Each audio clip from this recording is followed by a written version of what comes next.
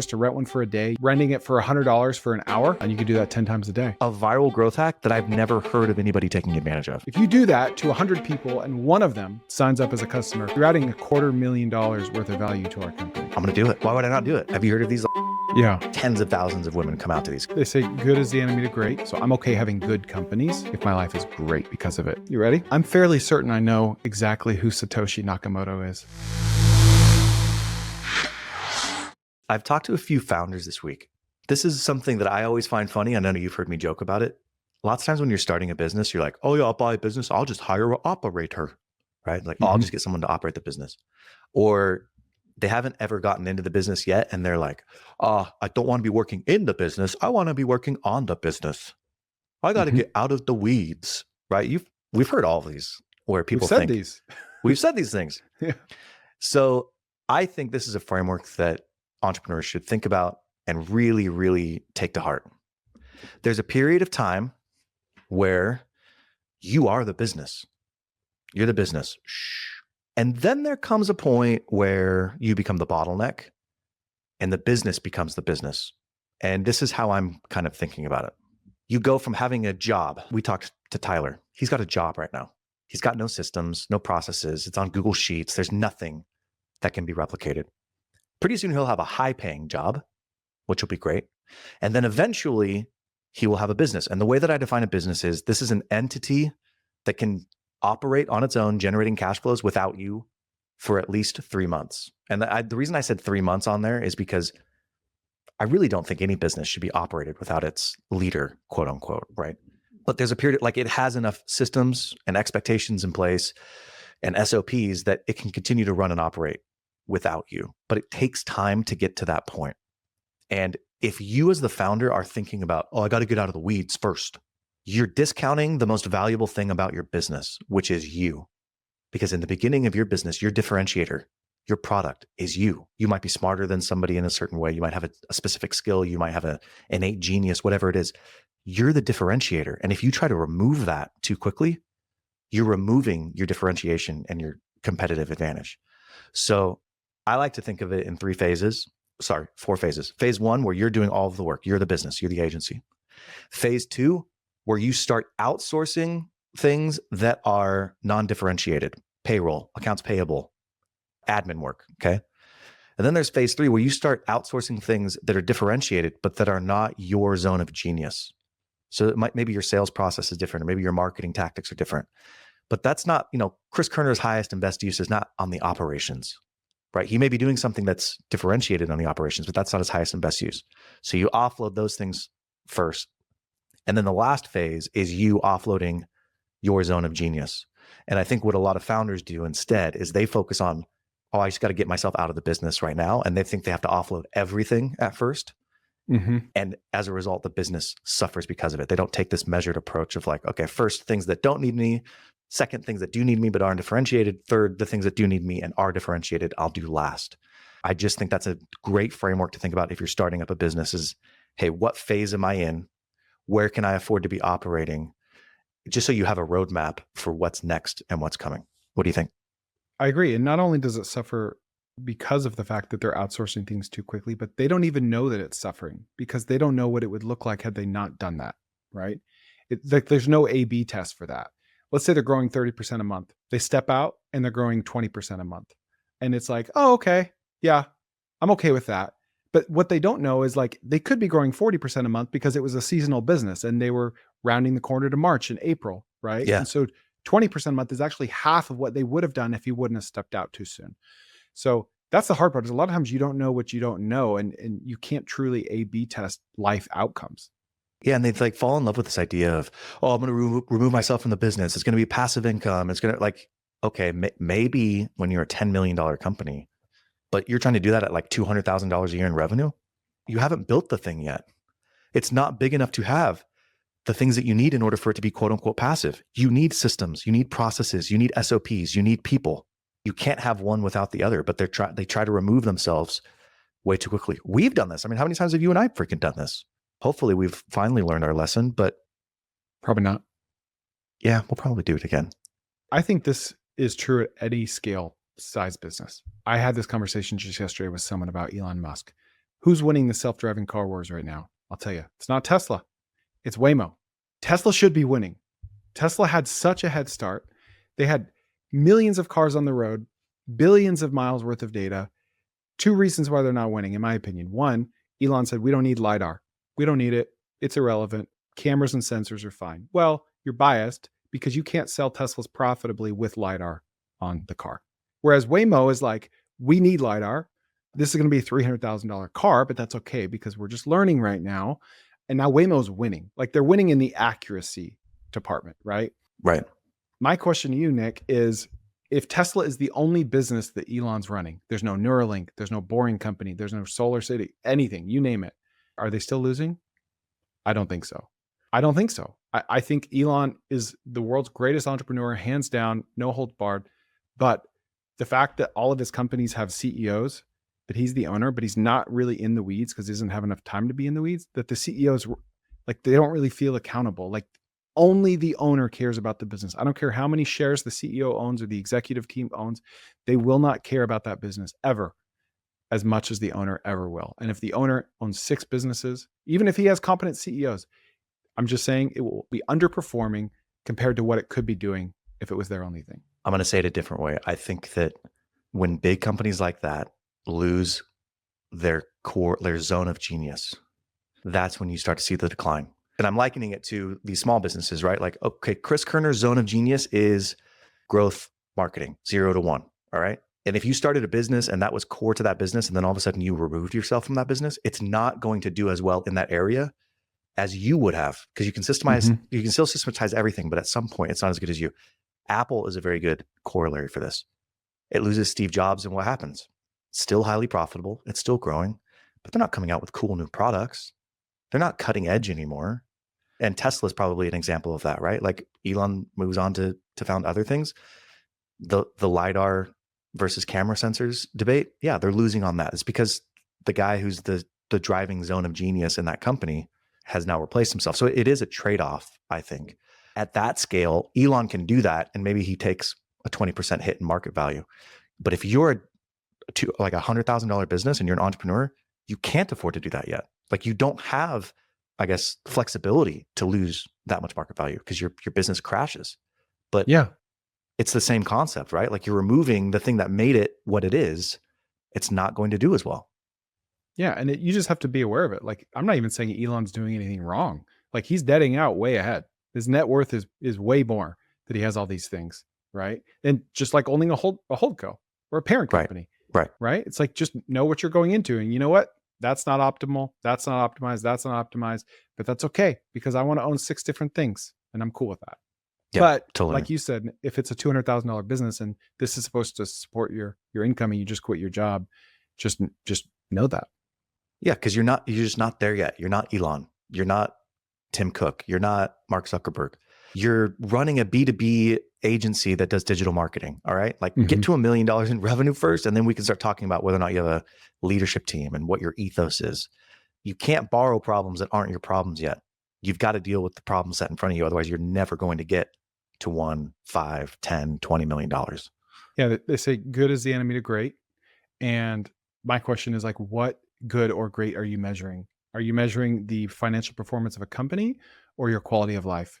I'm optimizing, measuring for the quality of my life. So I'm okay having good companies if my life is great because of it. Because if I have a great financial performing company, then it means my life is probably good because I'm not enjoying it as much. It's great. So that's the thing I've been thinking about this week. I like it. I got something for you. You ready? All right, let's do it. Let's just get back to the basics. We're going to talk about good old-fashioned business ideas. You ready? I'm ready, Freddie. I think someone needs to start, like, think of Turo, okay? For those that don't know, Turo is like the Airbnb for cars. You buy a car, you can rent it out to others. And it's doing really well. And the best Turos are the interesting vehicles like Cybertrucks, right? If you buy a Camry, put it on Turo, you're not going to do great. Kind of like Airbnbs. Airbnbs are a little saturated. You want to do well. You got to have a freaking tree house on the side of a cliff. Okay. You got to be unique. Who out there is renting out like Cybertrucks by the half hour or by the minute or by the hour? I think that would be a thing. I think Cybertrucks are a novelty. They're really cool. They're fast. They're Instagrammable. People just want to see what it's like. It's $300 to rent one for a day. You don't need it for a day. You just want to take your girlfriend out on a date in it or something, or just test drive it. Why isn't there a system for that? What are we doing? Okay, I'll give you my feedback. I think it's hard logistically. Okay, let's say you rent it, someone has it for an hour. Then someone's got to go pick it up. It's got to go to a place. They've got to clean it. They've got to get it ready for the next person who's going to be renting it. So just inherently, obviously the per hour basis is going to be a lot higher than a daily basis, but then the per hour rate on a daily rental. But I think that's probably the biggest thing logistically. If we had self-driving, then I think it becomes way simpler. I think it's just a logistical issue to manage. I don't think you need to clean it every time, depending on how long you take it out. I think renting it for $100 for an hour, that's a great price. And you could do that 10 times a day. You could do the Chris Koerner special. You could go and market hour usages of a Cybertruck and then go rent a Cybertruck for a day. Just like have it planned out. Go rent the Cybertruck for a day and then take it and let people use it for an hour. The hard part is insurance when you do stuff like that. Obviously, I'm never going to let insurance stop me from launching something. But imagine if you had a Cybertruck, you had it wrapped, QR code, everything, drive this for a half hour, 30 minutes for $50. And you just start driving. It's like like if you see me driving, I'm available right now. And you just start driving around like a walking billboard wherever there's, downtown areas, bars, outdoor shopping. And it's more of an impulse buy than anything. It kind of like an Uber driver just kind of drives around these areas waiting to get jobs. You do the same, but you're just giving rides and you sit in the passenger seat and their governors put on it so they can't go crazy. And there is a risk of insurance, but I think someone could make a lot of money doing this. And I think someone could make even more money if they did the harder route, raised a bunch of money and launched a platform for this. Your idea gave me an idea for something else. That's the whole purpose of this show. What did you think we're doing here, Nick? So would the truck have a QR code on it? Yeah. Okay. Absolutely. Here's something I've always wondered. And I can't believe you and I have never spoken about this. Because your mind, I know, would just take this to levels. It has hitherto been unforeseen. All right, Moroni. You ever been? I was on the plane flying back from Hawaii. I took a long video. My wife's like, "Oh, let me get that video." And what do? Do I text my wife that video? No, Nope. Chris. What do you do? Airdrop it. You got to airdrop that shiz because it's too big. It's too big of a file format. So all right, cool. I airdrop it. I go to airdrop it. There are dozens of people who I could have airdropped it to. Mm-hmm. I've been thinking about this and I can't believe we haven't spoken about it, but it just finally popped back up. I don't know because I'm not as creative as you. Okay. How could you use that for a good bait and switch? Mm-hmm. Like, could you go to, and I don't know what the product would be, but let's say you have a product that you just want to get out, or let's say that you want people to go and tune into your podcast, and you just go to the mall and you're like, all right, I have a link to my podcast and I'm going to airdrop it to whoever just shows up. Bloop, bloop, and you just airdrop it. It seems like a viral growth hack that I've never heard of anybody taking advantage of. We're talking about eBASs here? An eBAS? What's an eBAS, Oh, Chris? it's an ethical bait and switch. Remember that? Is that not the biggest oxymoron you've ever heard ever? We've talked about these. I've heard of a sea bass. I had never heard of an eBass. So I love this. I've seen like memes and like reels about people that have trolled others on planes doing this, right? Like taking a crazy, ugly picture and airdropped it to everyone on the plane. But you're right. There could be something there. It reminds me of a reel that I posted a while ago of a guy that posted QR codes all around the city. And it just said, "You cheated on me. I can't believe you did that." And then anyone walking by will scan that. And when they scan it, it just leads to some guy's Instagram page, which is like the lowest and worst use of someone's captive attention. But it's the same principle. So I think you need to have something high ticket enough. You got to find that balance between mass market enough and high ticket enough, because you're not going to be able to airdrop this to thousands of people an hour, right? It's going to be like dozens of people an hour if you're in the right place. Because proximity, like you have to be close enough to that many people. All right, I'm going to go to me. Let's say I wanted to promote the podcast. How could I do that? How could I go and find a place where many people are gathering at the same time? Concert, a sporting event, a conference. Maybe I go to like the industry conference. Like, why could I not drop 1,000 links to my podcast just walking around a conference? You could. It reminds me of retention.com, the software where you can basically swipe email addresses from people browsing on your website without them opting in. People do that. It's $1 billion business, but those opt-ins are very, very, very low intent because they didn't opt in, you know? So that's your problem there is it's a low ticket offer. It's just a free podcast and it's low intent. So you can do it. How many people will actually subscribe and listen? It's a spray and pray type of an approach. Right. Like if I'm doing email marketing or SMS marketing or whatever, it's the same kind of, it's just a numbers game at that point, right? So maybe I spend zero money, but I go walk around a conference and I send it to 1,000 people and I get 5 subscribers out of it, which would suck. I wish I got more. I didn't spend any money. I guess you count my time walking around the conference. Yeah. So I guess your framework would be much better. What would be a high ticket item you could do that with? And where would you go to sell that high ticket item? So let's go back to conferences. Like we're going to HoldCo Conf in a month or two, right? A conference for HoldCo business owners. Let's say we had a competing conference. Okay. That was 6 months later. It would make sense for us to buy a ticket to this and airdrop this to everyone there and say like anyone who gets this airdrop gets a 30% discount, but you have to book today. Like that is a very captive audience. It's captive, it's relevant. It has, they can afford your conference because they just paid $8,000 for this one. It's high ticket. Like that could be like the sweet spot. That's really interesting. What are some other is high ticket impulse buy an oxymoron? Probably is an oxymoron. I'm trying to think if there's any other high ticket. It's an oxymoron, but it's surely a thing, right? Like it's a thing for people that can afford it. I think of a car brand or a maybe expensive luxury handbag. You go to a conference where a lot of people, oh, that would be interesting. Okay. They have these bridal conferences. Have you heard of these? They're like bridal expos. Yeah. In different geographies. And they get like tens of thousands of women come out to these because they're getting married and they spend a lot more time on the bridal expos. You could go to a bridal expo if you're a venue in that town and literally just airdrop people. That would be a really cool use case because otherwise you got to pay for a billboard or you got to pay. So video is cool, but you know what's better? Long form audio via podcast and my newsletter, tkopod.com. Go there to subscribe for free to my newsletter. It's 1 email a week, very tactical. And then go to my audio podcast, 3 episodes a week, stuff like this. You're going to love it. All free, no sleazy sales pitch, tkopod.com. You got to pay to be a sponsor of, you probably get kicked out, but who cares? You'd have to pay to be a sponsor of that conference, but you just you buy a ticket and walk the floor and all right, airdrop, blip, blip, blip, blip, blip, blip. Dude, how about this? This is going to be very specific, but you can take it to be anything.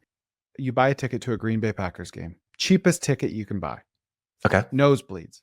Let's say you have some affiliate or let's just pretend that you have a business that sells, Brett Favre autographed memorabilia. You got hundreds of these things. Cards, shoes, balls, whatever. You walk down to the part of the field where the rich people are, right? The expensive seats close to the field or the suites, and you're just walking. You didn't buy a seat there. And you're just freaking airdropping everyone that you get near. You can't tell me you wouldn't sell something from that. Bro. $100 ticket to get in? Bro, Chris, I have an idea. I think you're going to crap your pants. You might even tell Mohammed to edit this out. I swear on my life. Are you ready? Okay. I swear on my life. You could pay someone to go to the busiest Buc-ee's close to you and just walk the floor or stand in the parking lot. And every customer for a week, every customer who comes in and out, airdropped a link to Texas Snacks. That's your target demo, dude. You're trying to get people who shop at Buc-ee's, but then can't buy it where they are. Tell me that's not a good hack, dude. It's a great hack. The only problem is I love Buc-ee's and I want to stay in their good graces because I've thought about many things I could do along these lines. I've literally planned out flyers on cars, sign spinners as you pull in and pull out. We literally put up a billboard on the highway as you left the Buc-ee's in Temple, Texas that said, buy Buc-ee's online, texassnacks.com. So I'm totally with you. And I would do that if I didn't want Buc-ee's corporate to hate me. It's a great idea. It is a great idea. It's a really great idea. But what do we think of it as memorabilia though? Come on. Okay. Well, I mean, it's the same idea, right? You're thinking about where can you find your target demo that is going to meet in person at like a specific time and place. That Green Bay Packers, you sell that memorabilia, go to a Green Bay Packers game. If you sell Brand New, is that your favorite band? Yeah. There, dude. If you sell brand new merch, go to a freaking brand new concert and just airdrop everybody in that place. Yeah. Have you tested like how quickly can you airdrop 30 people if they're all popping up? I've never tested it. I've never I wanna tested 30 test this. people. I'm gonna try it at church. Are Say I you? won't. Yeah. Why not? You won't try it. Okay. I know you won't, dude, because you're a What's that? freaking. What's that? Is What's chip that on on my your? It's shoulder? growing. What is that thing? Looks like a Why are you chip. leaning so hard to the left? Weird. That's a good idea. Oh, I just love the idea of brainstorming stuff like this. You know, like walking through first class. Those are wealthy people. What could you airdrop to them? They're traveling. Maybe they're business travelers. Like, I like the idea of getting even more granular, finding an event with thousands of people, going to the part of the event with the wealthy people, because that equals the high ticket, finding a high ticket offer, product, service that is super relevant to that. Oh, he's got an idea. Dude, I'm got an going to idea. do this. He's got an idea. I'm going to a conference next week. Okay. In Boise? It's in Southern California. I'm going to my brother-in-law's skilled nursing facility's annual meeting. Mm-hmm. At the annual meeting will be every single SNF administrator. He owns 60 plus buildings. We have been trying to get this product that we have into their SNFs, and their SNFs love it. They do, with the ones that have seen it, but it's just hard. You got to get in front of every single administrator. I'm going to airdrop a link to Volterra. I'm going to do it. Why would I not do it? You have to do it. Do it in a certain way for me, will you? Okay. I'm just thinking of this on the fly, okay? Google Doc. Okay. The best copywriting you've ever put together in your life. I'll help you. ChatGPT Okay, so I'll can ask help you to do it. Anyway. Okay. Yeah. It's just like heart-stopping copywriting, because heart-stopping copywriting combined with a really interesting marketing method such as airdropping strangers at a conference equals they will for sure read everything in that Google Doc, provided it's not too long. So it's just like, yeah, this is awkward. You're sitting in a conference right now and some stranger just airdropped you. Guess what? That stranger's me. Here's why I airdropped you. This will be worth your time. I've been in your shoes. I've been a SNF administrator. You know what sucks about it? CPT codes, right? Yeah. Or your billing coordinator is doing control find to find things to bill Medicaid for. It's the worst. What if AI could fix that for you? Don't go too long, and then you just put a link in there. A tracking link so you know who is clicking and are they clicking. Oh, I'm so excited, dude. That Next could Friday, be worth a lot of money. I'm back next Friday, so we will talk about how it went. And most of these people know me, so they're going to be like, why am I getting a text from Nick? What the freak? Like, they're going to read it. Yeah. At what we think our LTV, lifetime value, and our churn is, I mean, $500 a month. Let's say they stick around for 2 years, could be much longer. Okay. That's $12,000. Let's say our lifetime value. Higher than that. It's $1,000 per month. So for $24,000, let's say that's our LTV. Our churn is close to zero. $24,000. Our margins they're healthy because it's just software, right? Yeah. But what kind of evaluation does that add to the business? I mean, this could be like a 10x revenue business from a valuation perspective. If you do that to 100 people and one of them signs up as a customer, you're adding $250,000 worth of value to our company.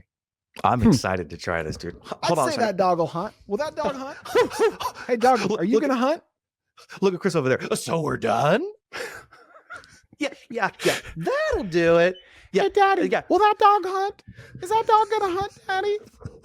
Oh my gosh, we're so stupid. I love this. All right. I love it. All right. How's this for a hook? I'm fairly certain I know exactly who Satoshi Nakamoto is. What? I do. Okay. I learned it secretly by myself from a tweet that had over 1 million views. Okay. Like, what am I supposed to say to that? I'm so bad at this. All right. If it's Jack Dorsey, I'm going to be real butthurt. It's Jack Dorsey. Why are you butthurt? Because we read the same tweet. And but most of our listeners have not. Okay. I, like many others, have been wondering this, and I've never thought it was Hal Finney. For those listening that don't know the story, Bitcoin was created by a guy named Satoshi Nakamoto, who's completely anonymous. There are lots of clues pointing to about a half a dozen different people. I'm convinced it's Jack Dorsey. Can I tell you why? Yes. Okay. I read that tweet. I threw away about half of the quote evidences. Yeah. I'm going to read to you a lot of the ones that sound the most convincing to me. For those that don't know Jack Dorsey, he is the founder of both Twitter and Square, the payments platform. And for a while, he was running both of them at the same time. At the same Did time, you know he's a billionaire. He's a billionaire, very eccentric, kind of weird. I heard him speak at a conference once, very weird. Of all the tech companies in San Francisco, Twitter and Square were two of the very first to accept Bitcoin payments. Yes. Okay. So that's not in the tweet. I just find that interesting. One thing that never made sense to me, and the reason I thought it was Hal Finney more than any other person, is the fact that whoever is Satoshi is worth $100 billion. Close to that. Yeah, like one of the top 10, 20 richest people on the planet, right? It's really hard to not sell that Bitcoin. It's going to be really hard. I don't care who you are, okay? You either have to be dead, like Hal Finney is dead, or you have to already be wealthy and not really need the money. Jack Dorsey is a billionaire. I'm going to go ahead for those people who are like me that are morons and haven't known this stuff for forever. Bitcoin was invented, quote unquote, invented, created, whatever you want to call it. 2010? What was the year? 2008? Okay. Somewhere in that ballpark. And the creator, the founder of it, Satoshi Nakamoto, no one has known who he is. And there's been a lot of intrigue around it. Who is this guy? He created this thing and then he just bounces. He just disappears. And as the price of Bitcoin has gone up, because Bitcoin is what they call an open ledger, you can verify every transaction. We know whose wallet is associated with Satoshi Nakamoto. And that wallet has just been sitting there untouched. Yep. So every year, even as Bitcoin has gone up and down, we know, oh, it's worth $100 million. Oh, now it's worth $1 billion. Now it's worth $50 billion. Now it's worth $100 billion. And people are just watching it, right? And so that's why the theory is, okay, either this guy died and he doesn't have access to the wallet anymore, or the keys died with him, or he doesn't need the money and he's, doing something else with it. So there's been a lot of guesses. There was a documentary that came out recently that pointed the finger at, who did it point the finger at? I can't remember who it was. But yeah, there's like a small group of people that it could be. I hadn't really heard Jack Dorsey's name thrown around until the last few years, to be honest with you. I don't know why that is. But this tweet that we're referencing, the evidence is Jack Dorsey has been hyper involved with cryptography since the beginning. He was one of like 2,000 cypherpunks in 1997. He wrote his graduate thesis on cryptography and doing something that would impact the world and then disappearing. He launched Bitcoin around the same time that he was launching these other companies. He started running Twitter and Square at the same time that Satoshi kind of pulled out of being an active member of the Bitcoin community. And Jack has like played up the joke. Like he talks about Satoshi all the time. He makes references to him, and he knew all of these people. So I'm convinced too. I wish I could take the other side here and be like, no, it's not him. Well, let me read some things. I mean, also he was asked on the Lex Friedman podcast if he was Satoshi, and his answer was, if I were, I would never tell you. Oh, okay. So some more evidences. He wrote a manifesto on making a mark without leaving a trace in 2001. Okay. He made a blog post shortly thereafter joking about that he was building something in secret that would be a payment network for drug traffickers. Okay. 2003, he posted a blog about how he's interested in cryptography, pseudonyms, hacks happening at 4 a.m. specifically, and more. Posted in 2003. Okay, so why are we going to find out why the 4 a.m. We're going to get there. Later? We're going to get there. Yep. He posted in 2003 that he's trying to end his dependence on the US dollar and creating a barter network. He referred to himself as Jack, J-A-K, as a pirate, like a sailor. He had lots of sailor references. Okay. Like Michael Saylor. Like Michael Saylor. There you go. Jack tweeted around the horn and home again for That's the Sailor's Way. Back in 2008, Bitcoin was created the very next day. Jack's Twitter profile from 07 to 09 had him listed as a sailor. Okay. The original Bitcoin source code included an old sailor's adage, never go to sea without 2 chronometers, take 1 or 3. There are references to sailors in the Bitcoin source code, multiple. Okay. The original Bitcoin source code documents are all timestamped at 4 a.m. Jack always talked about being a hacker at 4 a.m. Okay. He accidentally logged in to edit the source code without masking his IP address, which he always did. And Satoshi, you're saying? Yes, Satoshi did. And it was an IP address listed in California. Okay. Well, California's a big state, but that's where Jack was at the time. Okay. The first Bitcoin transaction took place on Jack's mom's birthday. Satoshi joined the Bitcoin forum on Jack's birthday, and Satoshi's last mined block was on Jack's dad's birthday. Now, this is something that I find pretty convincing. Satoshi in the forum told people not to donate Bitcoin to WikiLeaks. This was on December 5th, 2010. Exactly 9 days later, Twitter is hit with a secret court order with a gag requirement to turn over everything it has about WikiLeaks. So like this was happening in the background when Satoshi posted that, like WikiLeaks, do not support WikiLeaks. 9 days later, WikiLeaks comes out against Twitter. The day before that happened, before that gag order, Satoshi posted for the last time ever in the Bitcoin forum. He never came back. Twitter's tech lead, a year later, suggested that Twitter is going to integrate Bitcoin payments. Okay. Jack Dorsey calls Bitcoin an amazing movement in September 2012. Square publishes a book in January 2018 to explain the legend of Satoshi Nakamoto, in which it makes the Satoshi character look like Jack. Would people at Square have known that? I don't think so. But who gave someone at Square the idea to make that book in the first place? And then the last one, Craig Wright, who is a guy that has purported to be Satoshi. No one really believes it. He's a total hack and a fraud. There's a big lawsuit involving them. Craig Wright's attorneys argue in early 2024 that if Craig Wright was not Satoshi, then the real Satoshi would have been expected to come forward to counter the claim. It did not dawn on them that the person countering the claim was Jack Dorsey, who was the basis for this exact legal challenge to begin with. Jack Dorsey came forward to counter the claim. I guess I don't know much about the claim. Why would they have not known that Jack Dorsey had? I think Jack Dorsey was just stepping up as like trying to be a responsible party on behalf of Bitcoin. Okay. Let me ask about some of those. The birthdays, like his mom's birthday, dad's birthday, Jack's birthday. Those are interesting coincidences. And what were the things that were done on those birthdays? Like the last mined block, the day he joined the Bitcoin forum, which is where all of this went down, and then the day Bitcoin was created. Because like so many things were happening during that period of time. I'm sure that there would have been something where it's like you could have chosen his mom's date and found something that happened. But those are pretty important things. For there to be three is kind of crazy. Is Jack known to be a guy who's like into sending secret messages like that? I guess if he's into cryptography, he is, right? Right. People think of Satoshi as like some really smart, nerdy guy in a closet. But Bitcoin is not just code. It is a business. Like Bitcoin is a business. A business has to grow. A business needs to acquire users. The best businesses acquire network effects like Uber or Facebook. Bitcoin has all those things. Twitter has those things. Square has those things, right? Millions of people selling products through Square. Jack is a hacker, like a growth hacker, a marketer, a businessman, a coder. He's all of the above. I feel like it takes a genius like Elon or Jack to actually get something like this out to the world. Like there are probably a lot of people that could write the code for Bitcoin, but who can actually grow it like a business like I think Jack has done? Well, and if you look at it, Satoshi didn't just create this thing in his closet and then like release it to the world. There have been a lot of people who have worked on this.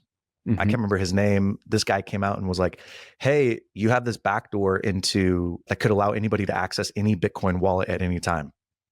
Oh, cool. So they fixed it. Bitcoin Cash is a fork off of Bitcoin. Litecoin is a fork off of Bitcoin. Like that's why Hal Finney was so important and thought to be Satoshi, is because he was actually contributing to the creation of Bitcoin. So yes, there was like this thesis, but then over time, a group of people worked together to create Bitcoin. And there's still a group of people that manage Bitcoin, so to speak. The miners secure the network. People who are mining new Bitcoins, they're the first statement in the ledger. So they're making sure that we continue to have very clear delineation of provenance. Where did it come from? Who did it go to? And where is it now? So it's always been a community. Like it is a social network in that sense. It's kind of a weird way to think about it, but it is. Yeah, I'm convinced. Like I'm just convinced. I don't think those Bitcoins are ever going to move. I think it's Jack Dorsey. He doesn't need a few more billion. And I think it's amazing. It's incredible. If that Bitcoin moves, Bitcoin crashes, right? Why? Period. End of story. Because it's like people that own Bitcoin or people that are in the know, it's supply and demand. Like we're writing that off. And there have been a few times like with these court orders when we thought that Bitcoin was about to move and Bitcoin crashed because people just thought Satoshi's wallet was about to move. And Jack knows that. So whatever he gains monetarily, he loses in the grand scheme of things because the total market cap drops. Satoshi's kind of become this myth like figure. If anybody was to be outed as Satoshi, it'd be a letdown. Mm-hmm. It doesn't matter who it is. It would be a letdown. Yeah. Like, because you'd be like, oh man, it was, because you've like built him up to this mythical like figure. I mean, people have theories that he came from the future. It's like, oh, he came from the future to create. I don't know if you've read any of those. I go down all those rabbit holes. Like, he came to the future because he knows the dollar is going to crash, and so he wanted to create a currency that would. And I was like, well, okay, this is a well thought out theory. I guess I more mean from the standpoint, I don't know that he wanted to sell Twitter.